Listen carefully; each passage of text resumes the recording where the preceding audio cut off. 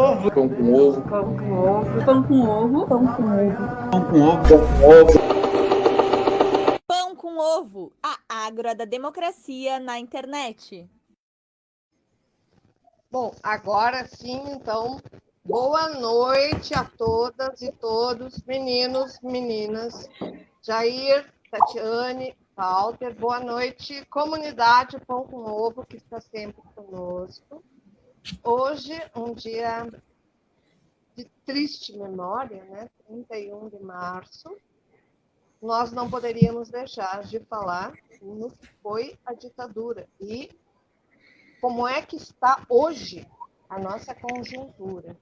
Eu estava comentando aqui antes de a gente entrar no ar, que eu assisti a posse do ministro, aliás, comandantes, né, Exército, Marinha e Aeronáutica. Eu vi 3 pessoas entrarem mudas, saírem caladas, não durou 5 minutos. O que significa isso? O que significou para o Brasil essa ditadura? Né? Então, nós temos 2 convidados que depois o Walter vai apresentar para vocês. E eu já vou... Olha, Luísa Zelinski. Oi, Luísa. Então, eu vou pedir para vocês que estão nos assistindo, que curtam, compartilhem e ajudem a divulgar, porque vozes da esquerda não são muitas nesse país. Nós não temos a grande mídia, mas nós temos a nossa mídia. Pão com ovo. Walter, contigo. Tudo bem, boa noite para todos e todas. Hoje vamos ter um debate muito importante, principalmente pelo período e pelo que estamos vivendo agora, o que significou essa ditadura, como falou a Regina, de triste memória, 57 anos dos eventos que culminaram nessa ditadura que durou 21 anos. Então, nós estamos aqui com 2 professores, pesquisadores do período, né? Estamos conclamando também, estamos junto aí estamos nas redes sociais, no YouTube, Twitter, Instagram, junto com os nossos parceiros, Portal Vermelho, José Martins, Sacada Cultural, Brasil de Fato, Radiocom Pelotas, a Fundação Maurício Grabois. Então, a gente solicita, aí a Regina já falou, que compartilhem, curtam e compartilhem esse nosso programa, que é muito importante para tentar entender o que está acontecendo aqui na atualidade. Hoje estamos com a Tatiana de Amaral Maia, que é professora da Escola de Humanidades e do Programa de Pós-Graduação em História da PUC-RS, é bolsista Produtividade CNPq, doutora em História pela UERJ, Universidade Estadual do Rio de Janeiro, com pós-doutorado pela UFF, Universidade Federal Fluminense, e pela Universidade do Porto, dedica suas pesquisas à ditadura civil e militar, à história pública e ao ensino de história. Ao lado de Ananda Fernandes, acaba de lançar a coletânea Anistia, um passado presente, um tema importantíssimo, né, pela EdPUC-RS, idealizadora e executora do podcast Tem Profissional da História Aí, em parceria com o Leonardo Fetter. A editora também, junto com a professora Luciane Murari, da revista acadêmica Estudos Ibero-Americanos da PUC-RS. E também estamos aqui com o professor Jair Galvão, né, historiador, sociólogo, pesquisador sobre o período da ditadura militar, militante político. Então, esse debate é mais do que necessário a gente fazer para poder ter uma compreensão do que está acontecendo com o nosso país, o que já aconteceu, e de por que, né, a gente precisa ter a memória embora seja triste, a gente precisa conhecer o que aconteceu nesse período, né, para onde que a gente já esteve, para onde que a gente vai. Isso é muito importante, e esperamos que os professores apresentados nos ajude a compreender um pouco e façamos todos esse debate aí. Contigo, Regina. Na verdade, com a Tatiane. De imediato passei mais delongas com a Tatiane. Bom, eu queria dar boa noite a todos, não é? Boa noite a todos e todas, aqueles que estão nos assistindo. Eu queria agradecer muito a Luísa pela possibilidade de estar aqui hoje. Para mim é uma honra, né? Estar nesse espaço, dialogando com o Jair, com o Walter e com a Regina e com aqueles que nos ouvem sobre esse tema que é fundamental e fundamental no nosso presente, sobretudo, né? Um presente que nos últimos anos, eu diria sobretudo de 2016 para cá, vem acompanhando aí tanto a emergência da extrema-direita no cenário político, quanto a ascensão dos negacionismos históricos. E aí a gente não está falando só dos negacionismos, do negacionismo em relação à ditadura, mas também à escravidão e à existência de um racismo estrutural no Brasil.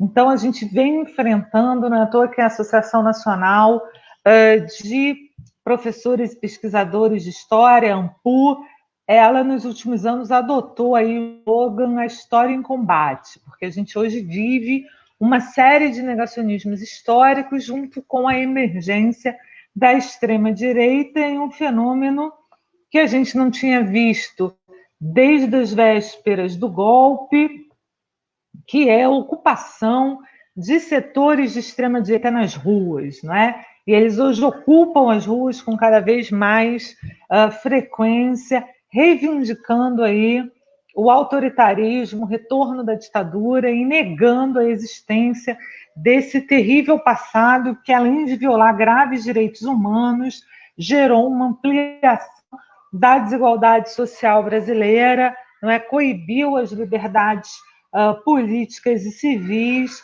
e instaurou novamente a censura depois do final do Estado Novo. Então, nós tivemos aí 21 anos de período ditatorial, que hoje vem sendo negado por esses grupos de extrema-direita cada vez mais presentes, tanto nas redes sociais, mas também nas ruas, né? Bom, aí eu queria falar um pouco o que foi o golpe, já que hoje a gente está aí nesse processo de reflexão de 57 anos do golpe, e a gente, quando faz uma reflexão acerca do passado, isso tem muito mais a dizer com o nosso presente do que com o nosso passado, né? Por um lado, eu fico muito satisfeita de ler na imprensa que foram poucos os episódios negacionistas nas ruas, mas, por outro, me preocupa demais o fato né, o judiciário e as Forças Armadas se manifestando. O judiciário na figura do Gilmar Mendes e do Barroso, lembrando que a ditadura foi um grave momento de violação de direitos humanos. E as Forças Armadas, através do Ministério da Defesa, propondo uma leitura negacionista desse período e autorizado, desde a semana passada, pelo TRF-5 a fazê-lo. Isso indica, primeiro, que o judiciário ele não é coeso, não é, e que há forças dentro do judiciário que toleram e apoiam a atuação de discursos negacionistas. E o segundo é que o Estado brasileiro, que já havia reconhecido a existência da ditadura por um processo bastante, na minha opinião, limitado de justiça de transição, justamente por não adotar justiça, adotar fundamentalmente medidas administrativas e de reparação, e muito recentemente, no governo Dilma, medidas de memória com a Comissão Nacional da Verdade. O Estado brasileiro vira público através do Ministério da Defesa, que é um braço do Estado brasileiro, não é? As Forças Armadas, aliás, gostam sempre de lembrar isso, que eles não são autônomos ao Estado brasileiro, num discurso negacionista, não nomeando 31 de março como golpe, e o conceito correto é golpe, não é movimento, e dizendo que o golpe foi uma demanda, um clamor de todos os setores da sociedade em defesa da democracia e da paz nacional. Não. O golpe de 31 de março de 1964, ele veio para estancar o processo de ampliação de construção de um Estado de Direito. Quer dizer, você tinha ali nas vésperas do 64 enormes movimentos sociais no campo, no meio urbano, não é, no meio intelectual, artístico, entre os trabalhadores, no meio universitário, exigindo a ampliação de direitos, exigindo a ampliação da cidadania. O Roberto Schwartz costuma dizer, em Um Pai de Família e Outros Estudos, que naquele momento o Brasil estava irreconhecivelmente inteligente. Não é? Talvez foi um grande momento da história em que você tem uma mobilização de diversos segmentos da sociedade justamente para ampliar o Estado de Direito, né? Expandi-lo a toda a população. Isso foi duramente cortado com o golpe de 64. Vale lembrar que logo nos primeiros dias pós-golpe, 2 setores foram duramente reprimidos: o setor operário e os camponeses, não é? E com isso eu quero dizer que é um consenso da historiografia de que o golpe teve um caráter civil-militar.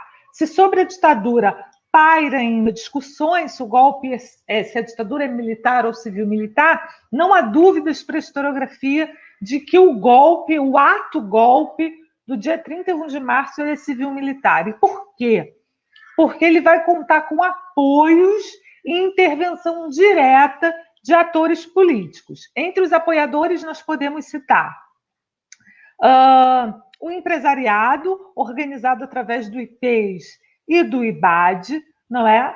Podemos citar setores da classe média, não é toda a classe média que apoia o golpe, haja visto que muitos daqueles que vão para a luta armada são estudantes oriundos da classe média, mas segmentos conservadores da classe média apoiam o golpe, segmentos conservadores da Igreja Católica apoiam o golpe, sobretudo ali junto à CNBB, não é? Grande parte do empresariado brasileiro apoia o golpe e, obviamente, já está mais do que esclarecido também o apoio do governo norte-americano ao golpe de 64.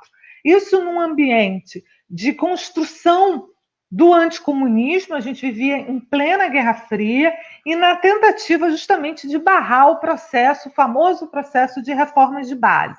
Ainda que, obviamente, no discurso político houvesse, não é, um processo de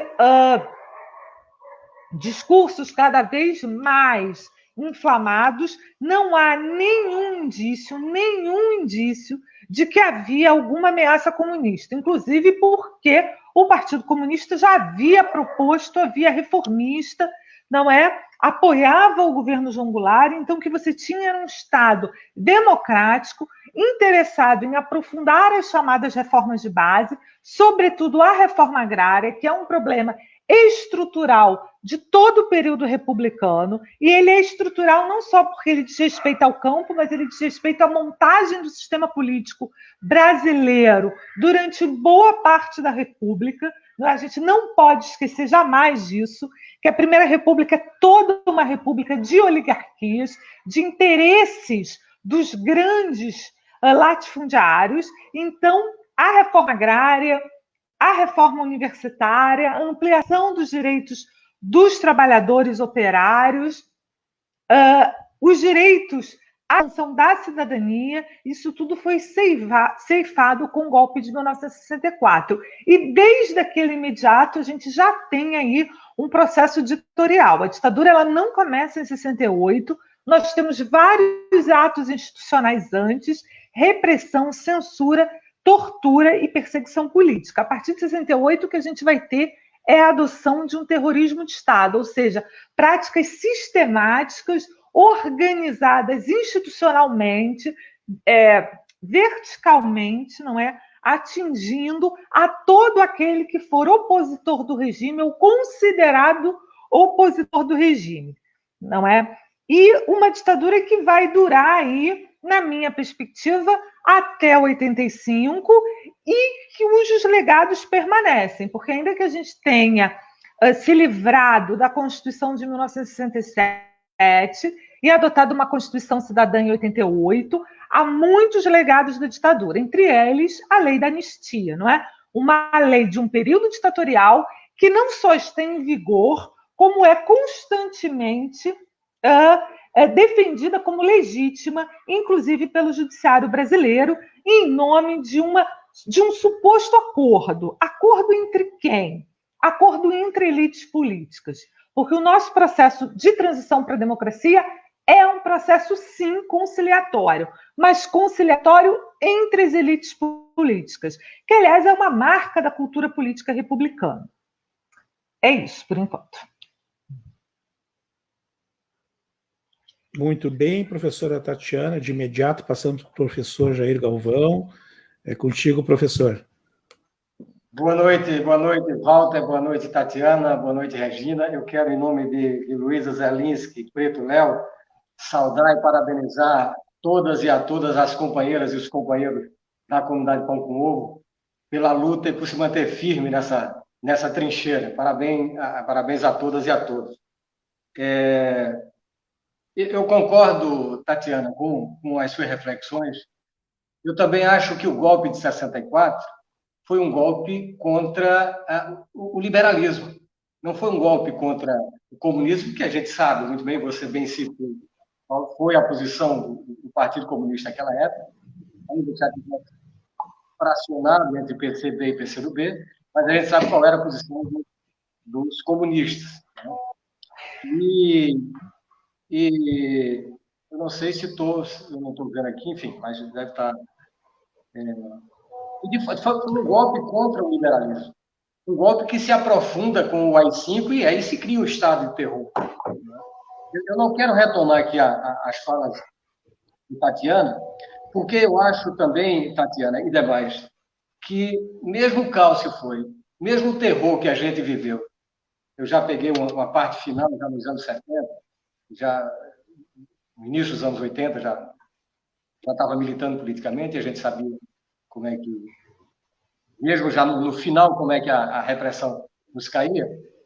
Mas esse período também, Tatiana, se me permite, é um período que a gente tem, se não que comemorar, porque eu acho que não temos, um período em que, durante 21 anos, o povo brasileiro, enfim, se colocou dentro de uma situação que não nos permite pensar, não nos permitiu pensar, a partir dos anos 80, principalmente no final dos anos 70, é que a gente retoma, o povo retoma as ruas e começa um processo que, como você bem disse, negociado no final dos anos 80 e ratificado com a Constituição de 88, que, de qualquer forma, bem ou mal, nos trouxe, de certa forma, equilibrado ali no trapézio, para lembrar o poeta, até 2016, com o golpe jurídico parlamentar que instituiu Dilma Rousseff e causou esse caos, essa crise política que a gente vive até o momento, que daqui a pouco a gente fala, porque ela se aprofundou nos últimos dias.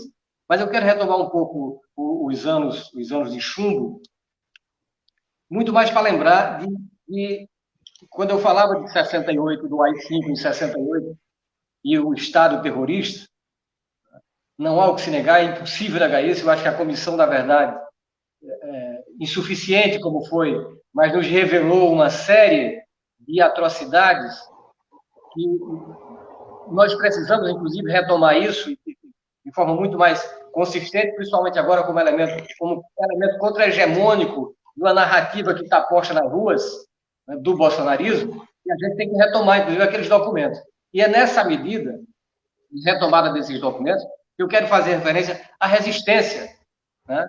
A resistência armada de companheiros e companheiras e das organizações que não tinham outra opção. A mim não havia outra opção. Quando eu conversei e convivi com alguns companheiros que sobreviveram àquele período, e depois dos anos, a gente buscando estudar isso, não havia alternativa para a militância política de esquerda que não fosse enfrentar aquilo de forma armada, porque era um Estado terrorista. Um Estado capaz de sequestrar, de matar e de torturar, inclusive crianças, 3, 4, 5 anos de idade, com choque elétrico, de torturar mesmo fisicamente, né? Tanto quanto psicologicamente, na frente dos pais, ou vice-versa, torturar os pais na frente das crianças. Isso é um absurdo. Você não pode tratar isso como quiseram a ordem do dia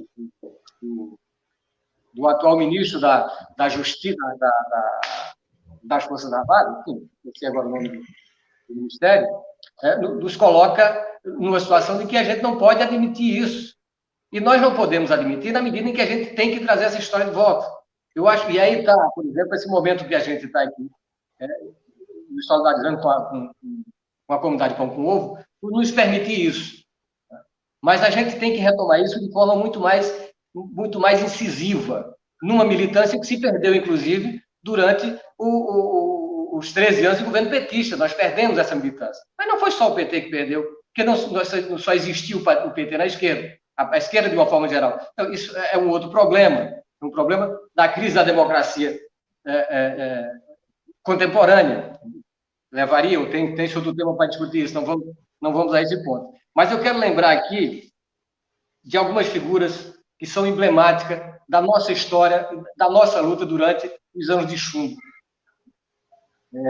Dentre essas pessoas, eu lembro aqui do companheiro Mário Alves, do PCBR, Marighella, que é uma figura icônica, Carlos Lamarca, mas Bacuri, e também de companheiras que perderam a vida na luta naquele período, como a Natália de Souza Melo Alves, militante das Ligas Camponesas e do Partido Comunista, do PCB, bem como a professora Ana Kuczynski, da Ação Libertadora Nacional. Então, nós temos também, inclusive, de resgatar essa história nossa de luta, né, desses companheiros e de companheiras. Citei alguns aqui, foram milhares assassinados, outros tantos torturados, e até hoje trazem no corpo essas histórias, algumas muito tristes, mas é a nossa história. Eu acho que, inclusive, nós temos que retomar essa história nossa e colocá-la na rua.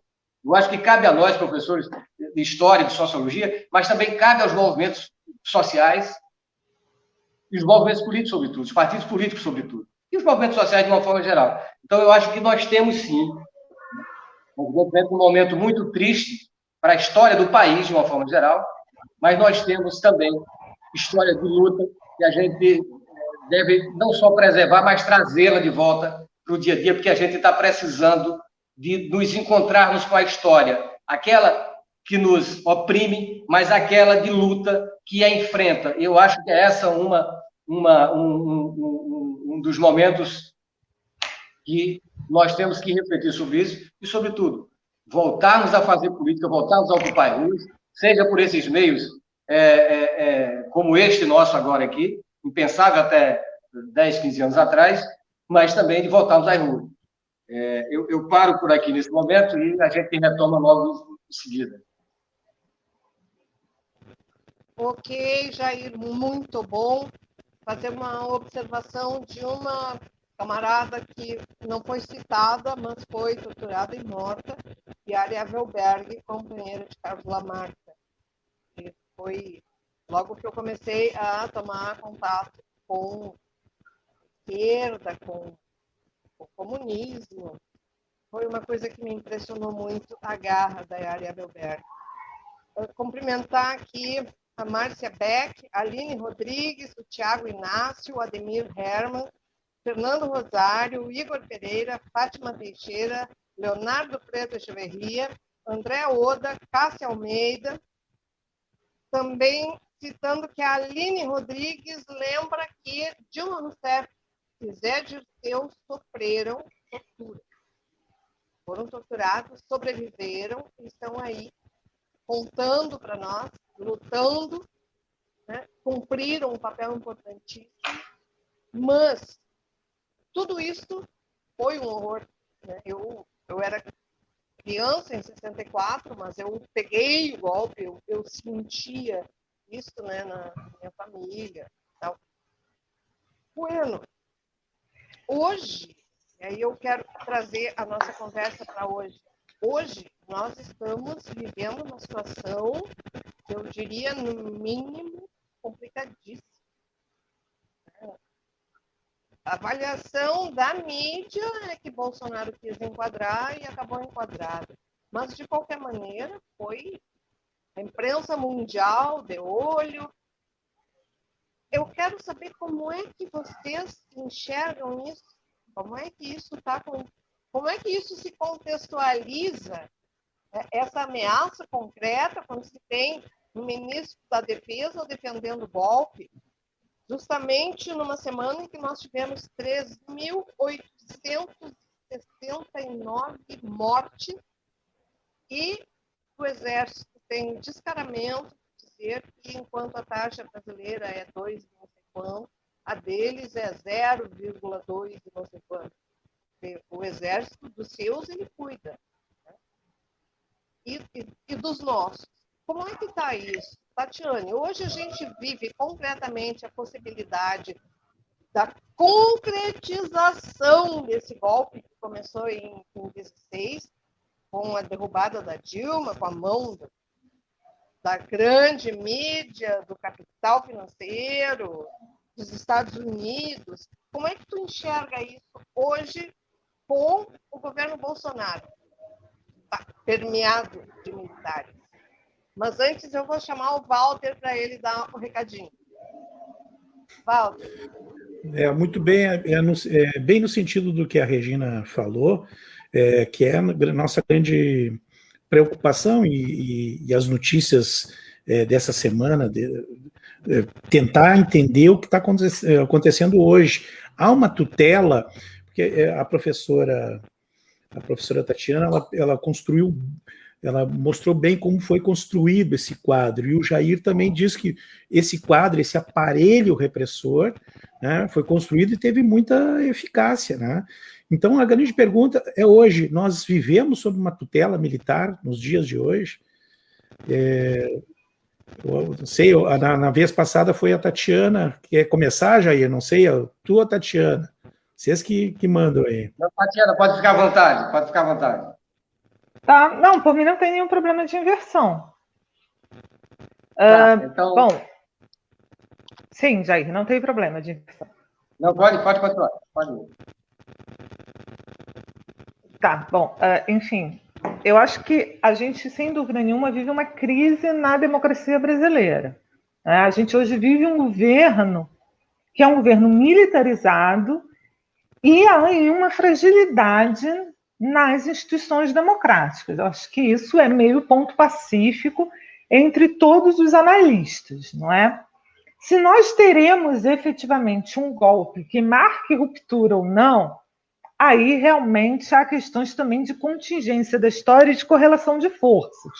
Se a gente for olhar para 64, a gente tinha, né, diferente de 61, por exemplo, que não foi um golpe bem sucedido, não é? A gente tem em 64 aí um grande arco político dos setores mais conservadores da sociedade, civis e militares, porque a gente não pode esquecer também que no imediato ao golpe você teve um expurgo, uma prisão dos diversos militares que lutavam por direitos, sobretudo sargentos e suboficiais, não é? Então, em 64 você tem um grande arco que muito heterogêneo, mas que se organiza em favor do golpe. Hoje, a gente vê, já desde o início do governo Bolsonaro, a grande mídia se afastando dessa extrema-direita, não é? Ela que é, sim, partícipe do golpe de 2016, ela começa a se afastar dessa extrema-direita e a percepção de setores à direita de que essa extrema-direita é incontrolável também vai gerando um afastamento. O caso do Dória, por exemplo, é um caso clássico. Ele se elege com Bolsonaro e ele hoje é inimigo declarado do Bolsonaro. Isso tem a ver justamente com o fato de você não ter um arco aí de alianças entre essa extrema-direita e essa direita. Tão linear assim, não é? Mas isso também espelha a crise da nossa democracia, que, para mim, tem como pano de fundo o nosso próprio processo de justiça de transição, né? Quer dizer, uma transição que ela foi negociada e uma nova república que resolveu, para não criar nenhuma celeuma com as Forças Armadas, que são atores políticos fundamentais ao longo de todo o Brasil republicano, levar o processo de tratamento do seu passado sensível, do seu passado doloroso, de maneira muito oblíqua e só depois de muita luta dos grupos de direitos humanos, familiares e vítimas. O Estado brasileiro ele não concedeu nada no campo da justiça de transição. Ele foi obrigado a fazê-lo diante da pressão de organismos internacionais de luta de direitos humanos, dos familiares, das vítimas, de que era preciso reconhecer a existência desse passado e responder por ela, não é? Por essa existência desse passado doloroso. E aí, o que a gente tem? A gente tem sempre um executivo tentando evitar que a justiça seja feita e alguém vai falar da alienação dos funcionários, né, das forças de segurança.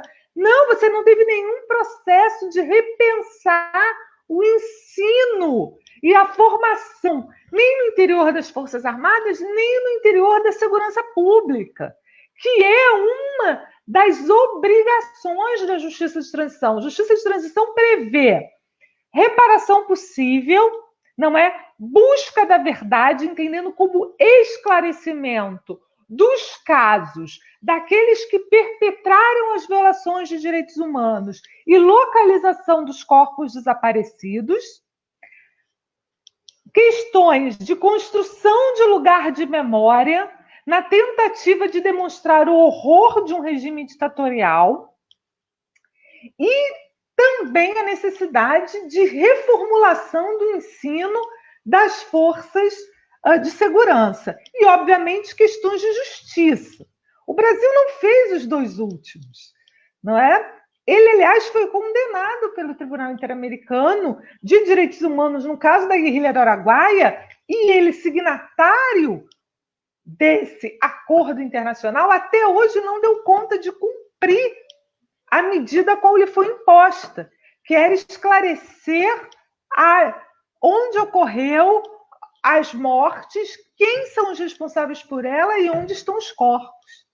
Então, assim, essa situação de esquecimento e impunidade favoreceu que, no subterrâneo de uma sociedade bastante autoritária, racista, não é? E que entende muitas vezes que cidadania deveria ser um privilégio de poucos, a fomentar esses discursos negacionistas e a fomentar o aparecimento dessa extrema-direita, associado a um discurso que circula muito na grande imprensa de que qualquer mobilização social é radicalização política, né? Que é também uma chave importante para a gente entender.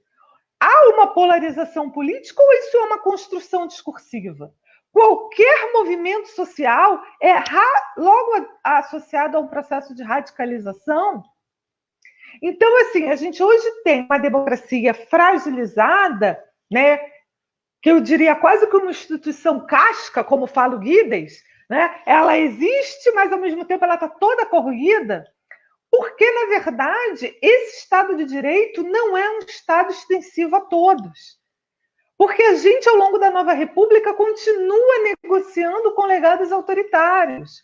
Porque a gente não enfrentou uma justiça de transição que levasse a toda a população a percepção, não é, dos danos dessa ditadura. E aí a gente vê esse discurso de ódio, né, nessas máquinas que também precisam ser averiguadas. Isso é uma questão cara, não só ao Brasil, mas outros países na Europa e também nos Estados Unidos, a produção em massa de desinformação, esses robôs atuando via WhatsApp, e a gente tem hoje, sem sombra de dúvida, um risco e uma ameaça à democracia. E, sobretudo, a nossa própria vida, né? Porque o número de mortos é resultado dessa política atual de total abandono da população, né? E isso é algo muito grave que precisa sofrer uma intervenção imediata. Na construção, obviamente, de uma política séria de combate à pandemia, e não disso que a gente tem, que é uma política de negação à pandemia. Muito bem, professora Tatiana. Professor Jair.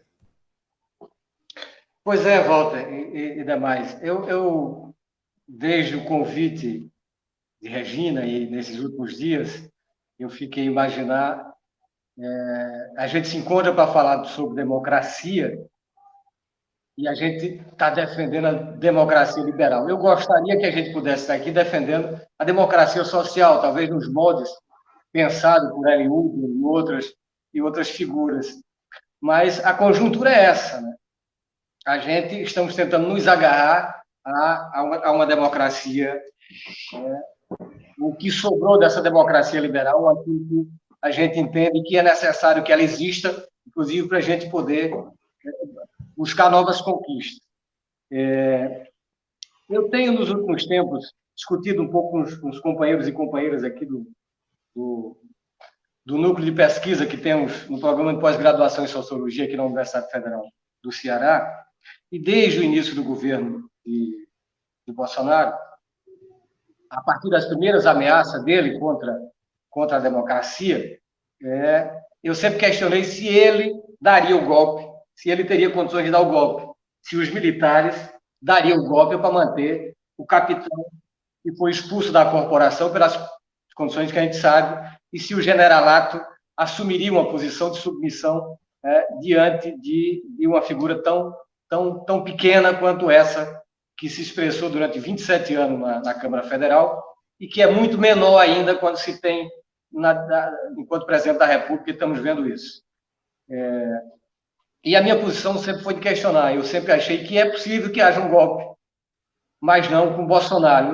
Vocês devem ver, acompanham, que os seguidores de Bolsonaro, os bolsonaristas, sempre cobram a ditadura, o golpe militar com Bolsonaro no poder. E sabe exatamente o que é que estão pedindo. E, evidentemente, não são eles que estão pedindo. Aquela demanda vem de cima, não é uma demanda da maioria deles, que, inclusive, tem uma certa dificuldade cognitiva. Talvez não saiba definir muito bem o que é que estão ali, mas estão na rua e estão na luta, estão fazendo a luta deles. A gente precisa fazer a nossa. Quando a gente pensa, eu particularmente quando penso sobre golpe de Estado, e se é possível Bolsonaro dar um golpe de Estado, primeiro ele está isolado, acho que a imprensa muito bem tem demonstrado isso, ele está isolado. E esse isolamento talvez o levasse a dar um golpe. Mas aí é preciso encontrar os elementos para um golpe. Em 1964, por exemplo, havia uma causa. Essa causa podia ser real ou imaginária, naquele momento era imaginária, era o comunismo. Como hoje, inclusive, bem lembrou Tatiana, qualquer movimentação que se faça, são os comunistas, são os petistas, são a China que vai tomar conta e coisa dessa natureza. Sim, mas isso é uma narrativa que não encontra do outro lado com quem disputar. Então, para um golpe de Estado, primeiro é preciso que tenha uma causa real ou imaginária. A causa que o Bolsonaro tem colocado é se contrapor ao combate à pandemia pelos governadores e prefeitos, né? Ou uma das formas de combate à pandemia, que é o lockdown. Isso é causa, por exemplo, para convencer a população? Né? Não há um outro ponto, para mim, que justifica um golpe de Estado, é a mobilização de massas. Mais de 2 massas, com projetos antagônicos em disputa. E não há projeto antagônico em disputa. Nós não estamos na rua. Quem está na rua são os bolsonaristas. E com um projeto que não tem projeto, é Bolsonaro no poder, Bolsonaro... enfim. Então, esses 2 elementos são falhos. Se a gente pensa no golpe de Estado, pelo menos o golpe de Estado clássico, como acontecia nos anos 60 e 70, do qual a gente acostumou a ver. Um outro elemento, esse é fundamental, que é o apoio do capital. Sem apoio do capital, o governo não sustenta. E me parece que a carta do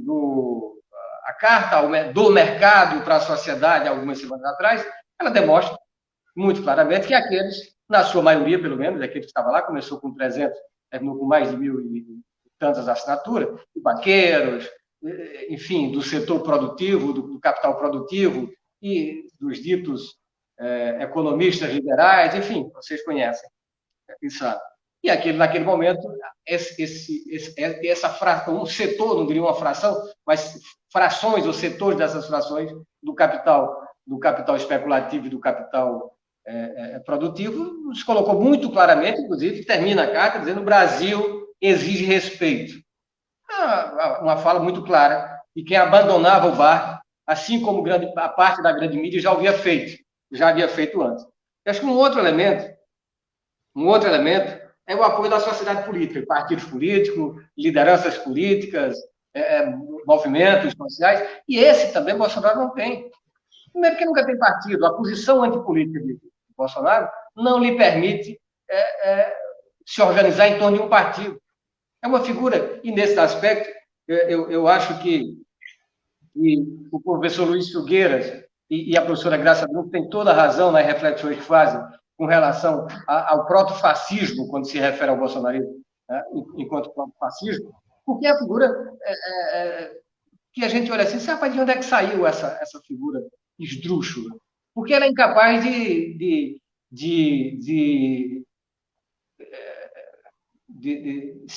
ouvir críticas, por menor que seja. É uma figura que parece que está acima de qualquer coisa. Né? E para ele, de fato, só cabia, como ele dissera, se não me engano, foi no discurso de posse, que não nasceu para ser presidente, nasceu para ser militar. Nem uma coisa nem outra. Não foi militar porque não tinha capacidade para ser, e nem é presidente porque não tem capacidade de ser também. Né? Então, esses elementos de um golpe, para mim, não estão postos em Bolsonaro. Né? Esses 4 pontos. Mas, para fechar aqui, um outro ponto que, pelo menos do ponto de vista clássico da ciência política, um outro ponto nesse sentido seria o apoio ou omissão de chefes de Estado internacional e de organismo internacional, no caso do Brasil, da América e das Américas, a OEA, ou a Comissão da ONU, enfim. E esses instrumentos não tem. Primeiro que Bolsonaro, a política externa de Bolsonaro, a gente conhece, inclusive, o ex-ministro terraplanista e outras coisas mais, que foi demitido por pressão do Senado Federal, não conseguiu fazer qualquer tipo de relação, a não ser com a extrema-direita de Donald Trump, enquanto lá esteve, né, e terminou da forma que terminou. Espero que não volte. E, enfim, então não tem apoio internacional. Não tem apoio internacional. Né? E o 6º ponto, esse me parece que fecha, né, ainda que tivesse todos esses elementos, se não tiver o apoio, né, das forças repressivas, não tem golpe. Não tem golpe, porque não tem a força repressiva. E a força repressiva se negou ao golpe. Bolsonaro tentou o golpe há 2 ou 3 semanas atrás, né, quando instou o STF para decretar o estado de sítio, e os seus generais, assim como o ministro não é Justiça, eu sempre esqueço aqui, estou confundindo. O ministro da Defesa, o Fernando Azevedo e Silva, também se negou. Então, esses elementos não estão postos, ele não tem como dar um golpe, está completamente isolado, está. Vai ficar na mão do Centrão, não sei até quanto ponto fica na mão do Centrão. O que quero lembrar é que a gente está, talvez, um pouco mais ou um pouco menos de um ano de uma nova eleição. A eleição começa daqui mais ou menos um ano, quando já não é mais possível a troca de política entre partidos. A gente já tem um processo deflagrado. Né? O processo já está deflagrado. Até lá, como é que ele vai se arranjar? Agora, esses elementos não tem.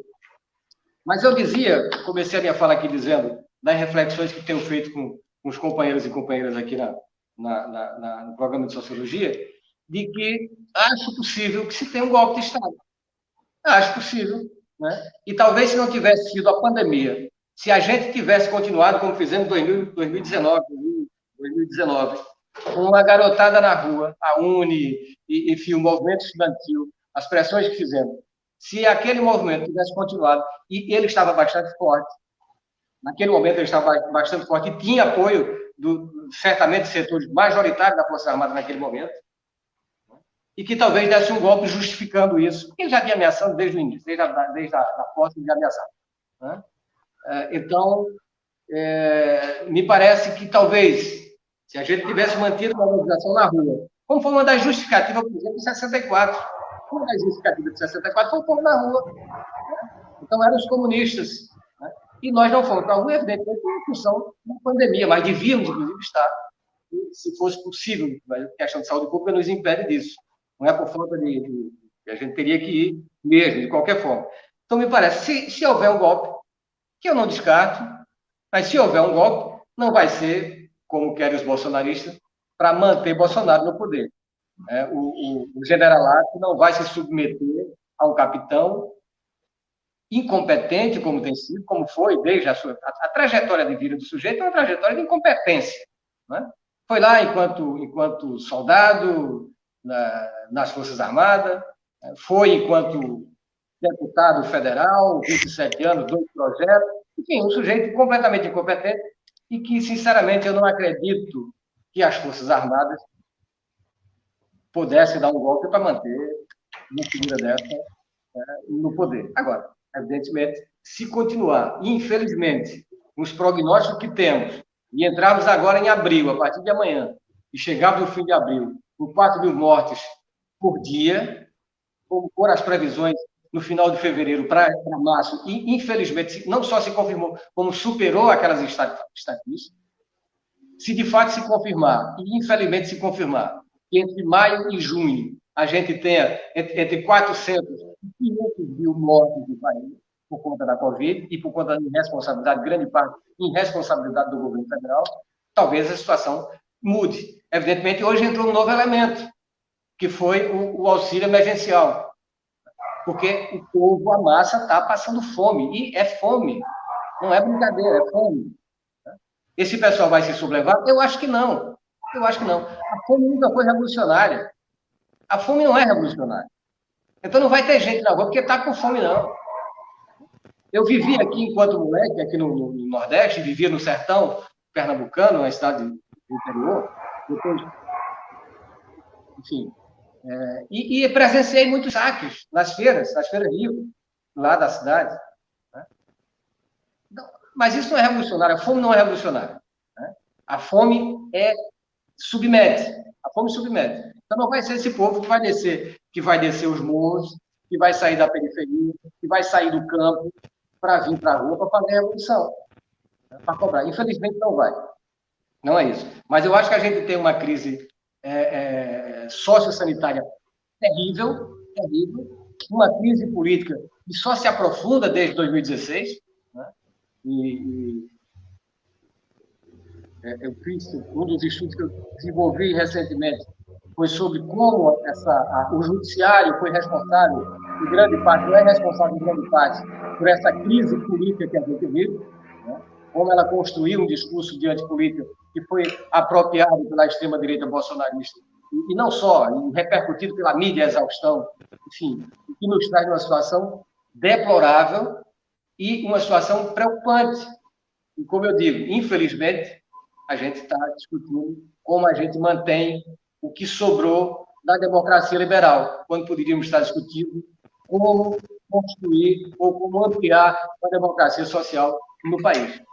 É isso.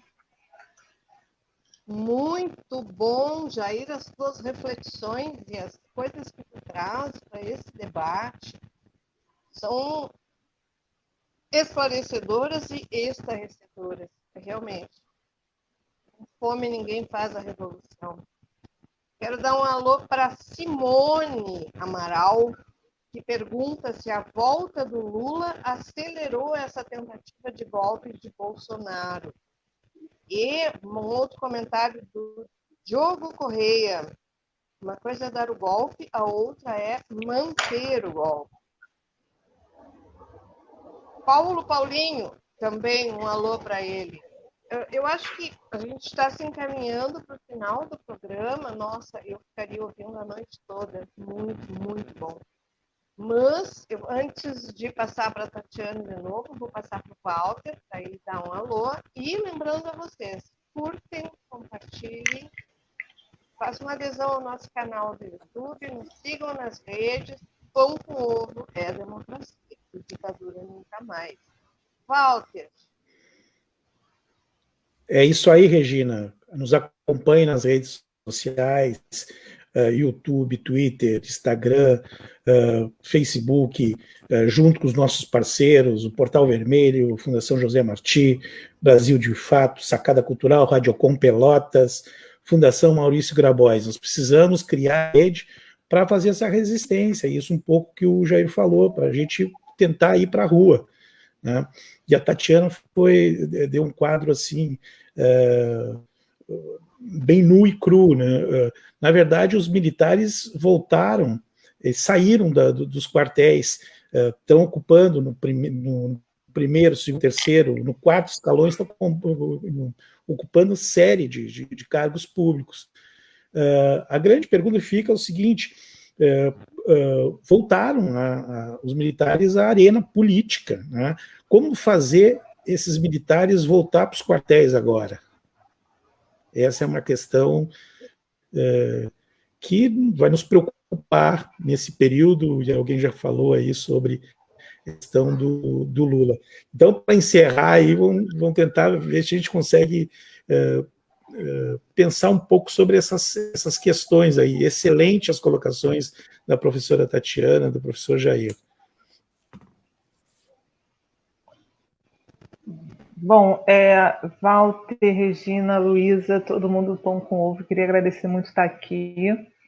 Vocês só fazem pergunta difícil, gente. É complicado essas perguntas que vocês fazem aqui para a gente, vocês colocam a gente numa sinuca de bico. Como fazer os militares voltarem para a caserna, para o quartel, assim, e saírem do campo do político? Bom, eu concordo com o Jair, a gente vive uma tripla crise, né? Ela é uma crise política desde 2016, mas ela também é uma crise econômica. Os últimos dados dão conta de 30 milhões de brasileiros e brasileiras passando fome. Não é? Isso é um número assustador de pessoas hoje que não têm nada, não é, nas suas mesas. A gente vive uma carestia maior do que a década de 80, chamada década perdida. E isso, obviamente, corrói os salários, e, sobretudo, o salário dos trabalhadores e trabalhadoras, não é, que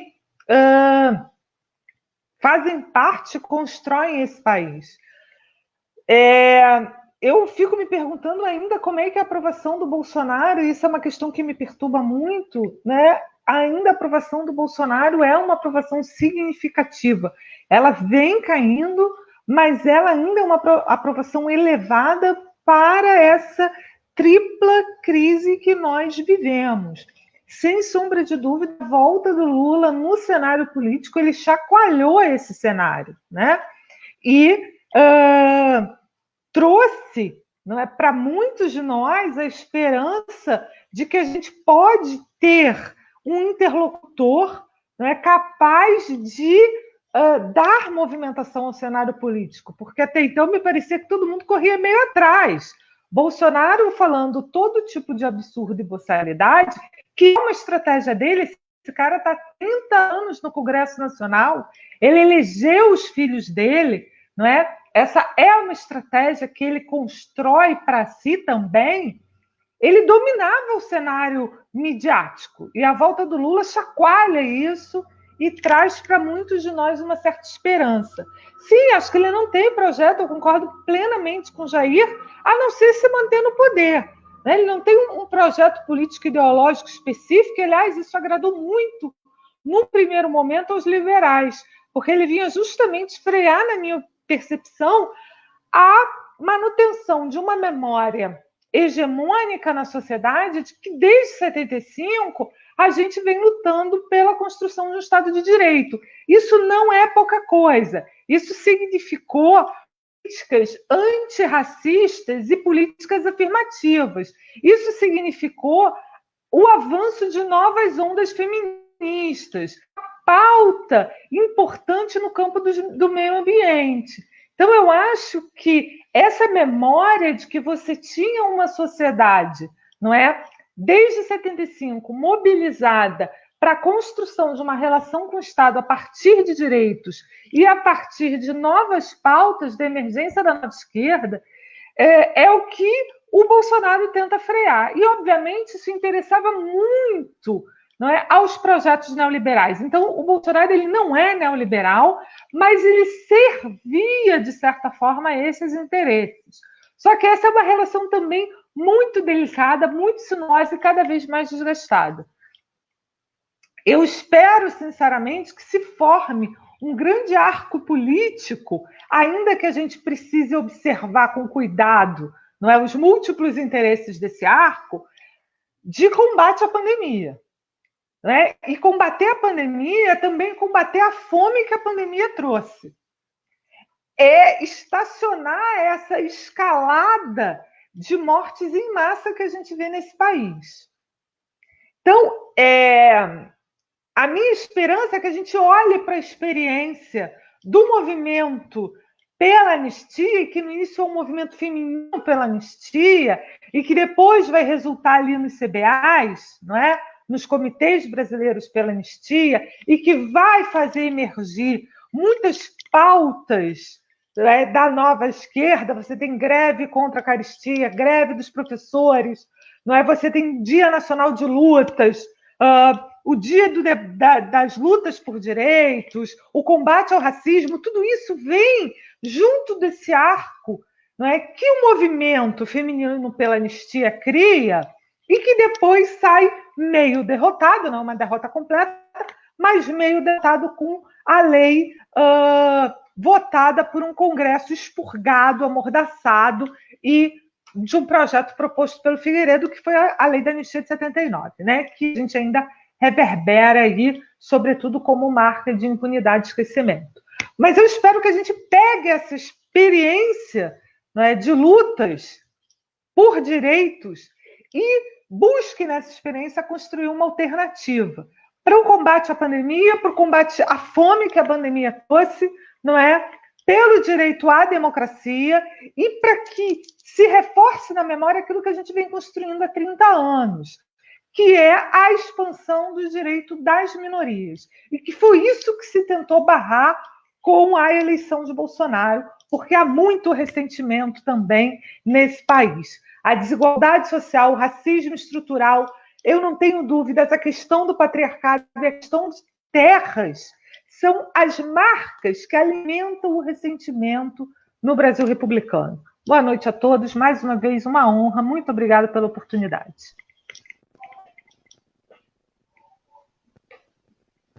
Jair, então, encaminha suas considerações. Bom, eu quero começar agradecendo, Regina, pelo convite, agradecendo ao Walter, né, e a Tatiana por estarmos aqui, e como disse logo no início da minha fala, a todas e a todos da comunidade Pão com Ovo. E quero profundamente agradecer pelo convite de vocês em uma data tão especial.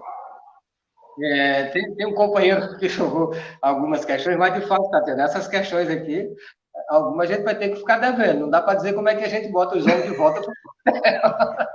Não dá para dizer. Não há como a gente fazer isso. Agora, teve um companheiro aqui nas vinhetas que perguntava se é possível um militarismo anti-imperialista. É possível. Né? E a história nos mostrou já.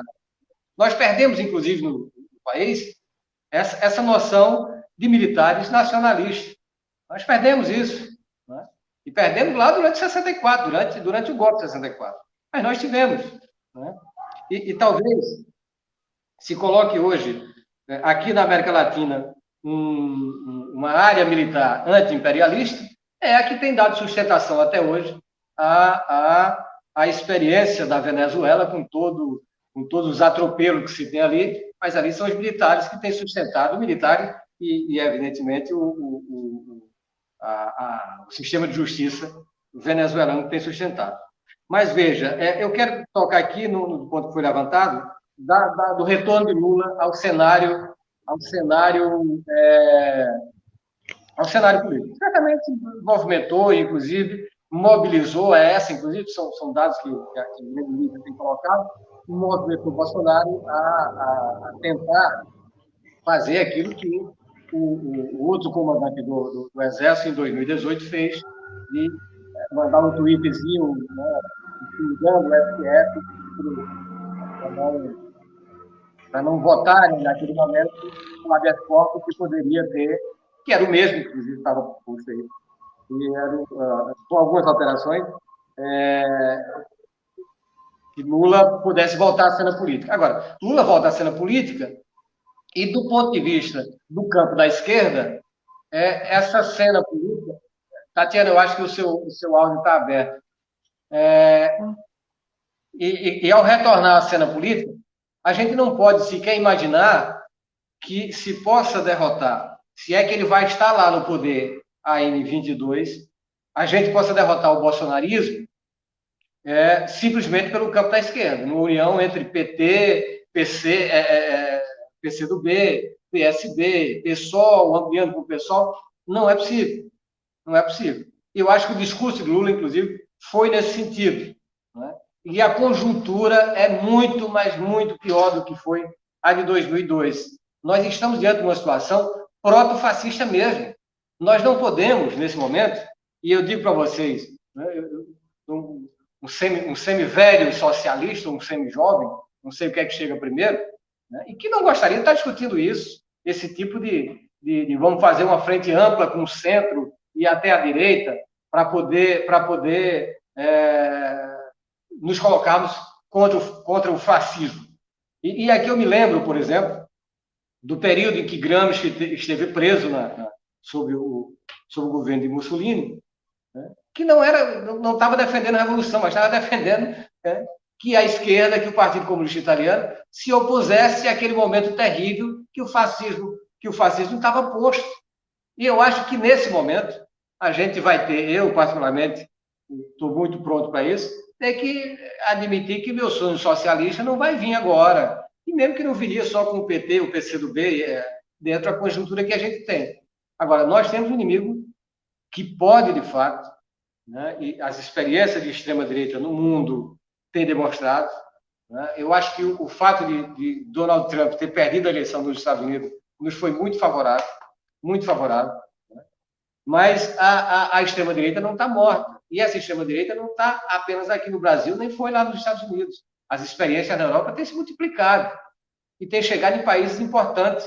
Né? A disputa que a Le Pen tem feito na França, ora, né, tem crescido a cada eleição. Sabe-se lá o que vai acontecer aquilo lá. Então, nós temos um problema seríssimo, um problema do ponto de vista político, que é o enfrentamento que devemos fazer ao protofascismo bolsonarista, à extrema-direita bolsonarista que está aí. Eu vou me ater aqui, passamos 1 minuto e 18 segundos da minha fala. Mais uma vez, agradeço a vocês. E foi um prazer, Tatiana, estar contigo, com a Regina, com o Walter. Muito obrigado e boa noite a todos. Excelente, Jair, muito bom, muito boa análise. Professora Tatiana, nós queremos agradecer muito a participação de vocês nessa noite. Eu acho que foi bastante esclarecedor. Exortamos, pedimos para quem está assistindo, para que curtam e compartilhem nas redes sociais essa nossa live. Regina. Bom, então, infelizmente, né, estamos encerrando. Nossa, foi muito bom. Gente, então, um recadinho. Na semana que vem, a Pão com Ovo é quinta-feira, não é quarta. Quinta-feira, tá? E nós vamos discutir comunicação alternativa com 2 baita comunicadores. Bueno, o que eu posso dizer? Eu agradeço demais a participação de vocês, a participação de todas e todos que estiveram conosco, que nos ouviram, que comentaram, compartilharam. Até a semana que vem e fora Bolsonaro. Fora Bolsonaro. Pão com ovo. Pão com ovo. Pão com ovo. Pão com ovo. Pão com ovo. Pão com ovo. Pão com ovo.